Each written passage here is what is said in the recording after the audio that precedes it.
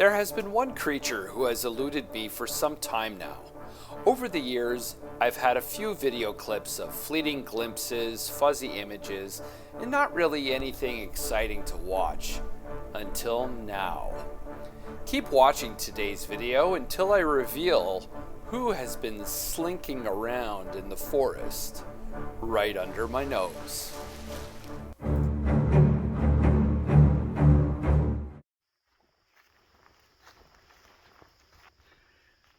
Hi everyone, it's September 4th, 2023, and heading back out to check on the cameras. I wanted to wait a couple months, but I think it'd be a good idea to get out there, refresh the cameras, get them ready for the fall season, and then maybe not go out to check them again until November. So I'm also going to be setting up my Browning Recon Elite HP5 camera. Very excited about. Very good picture quality, very good sound quality, and unmatched trigger speed that sometimes can even catch, ooh, there was a frog at my feet. Sometimes catch birds flying by the camera, and I've even seen one still image of lightning. So very impressive.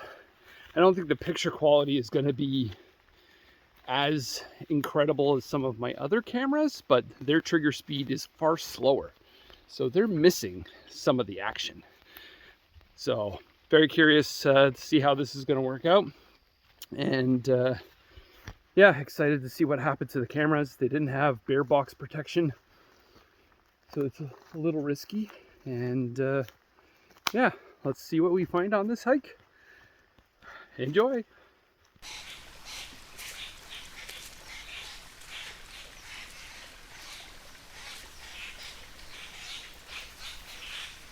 So you could see how pointing the camera downward really helped eliminate all that backlighting I was getting that you saw in the previous video with all the bears. I used a spy-high mount that installs higher up on the tree. And funny story, on my way out to check this camera, I forgot my special pole that I used to install and dismount the camera from high up in the tree. So I actually literally had to leap as high as I could to reach and pull the camera off the tree. It does put the camera out of arm's reach of a human being, so it makes it kind of difficult. However, I discovered that all I had to do was really leap, and I could grab it and pull it off, so I could have installed it even higher. But the bear can actually climb the tree, which I knew that. I knew I was taking a risk, and you'll see what the bear ended up doing in just a moment. Enjoy.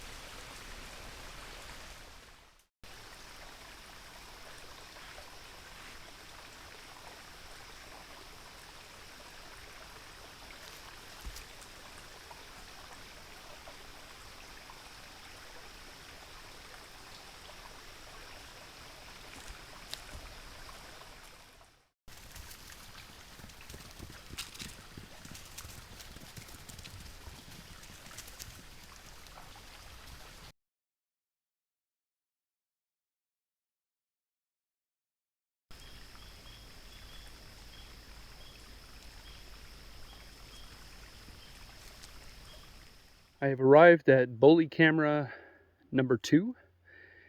I just checked the other one. It was mounted with the Spy High mount on the tree, and it did get mucked with by a bear, but not destroyed or anything. And it got lots of awesome captures. I can't wait to show you what we ended up recording. But the great news is this camera is completely unprotected and nobody touched it. So I'm really curious to see what kind of recordings it got. Hopefully not too many false triggers. This camera was notorious for that. I didn't leave it on high setting for the trigger motion. And I left it on normal. So hopefully it didn't get triggered too much by changing light, etc. And let's hope maybe we got some moose. Let's see what we have. Okay, everybody.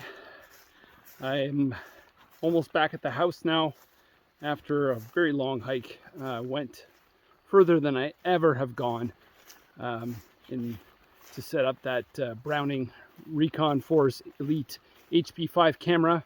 So I found a location with a big down log that led to an upper cliff. So definitely it could be like a trail for animals to cross.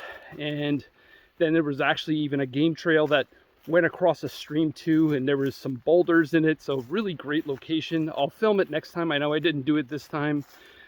I have some fantastic footage on the camera by the big dam that was pointed down, and I forgot the pole needed to reinstall the camera high up. So I'll bring it next time, set it back up with a downward angle. I set the camera up with a lockbox on a different tree, and hopefully that will work well. The camera overlooking the marsh actually didn't get much. Got a beaver. I left the file on there. I'll maybe share that in one of my next videos. And I just left the camera in its place, so hopefully it'll catch something interesting eventually. So that's after 1 month. So no false triggers. That was the really fantastic part there. So I increased the trigger speed to the trigger sensitivity to the maximum. Let's see what happens. I didn't get to check Mark's camera, so that'll be one of the next times I'm back up here. We'll just leave it for then. It's always a nice surprise when we get to check a camera. Thanks, guys. Thanks for watching, and we'll see you again.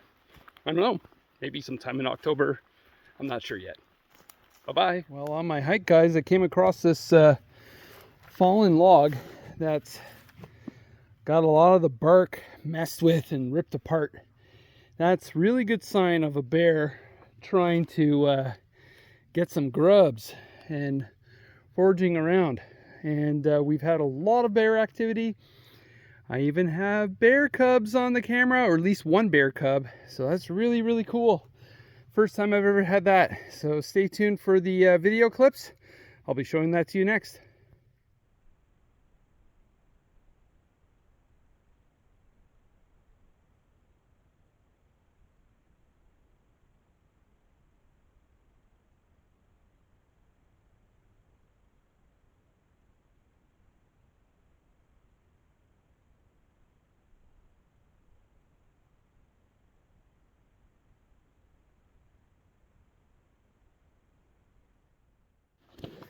Hey guys, okay, I'm walking up to Mark's camera. It's a week later from when I filmed last, when I was up here.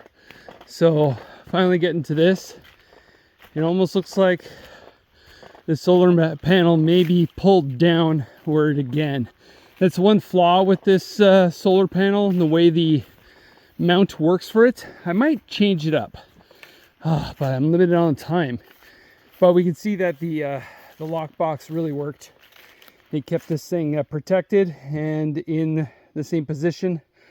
So let's see what we got on it. And all right, so the solar panel's still good. It's just that it's pointed down. It's still plugged into the camera as well, so that's good too. All right, let's see what we got.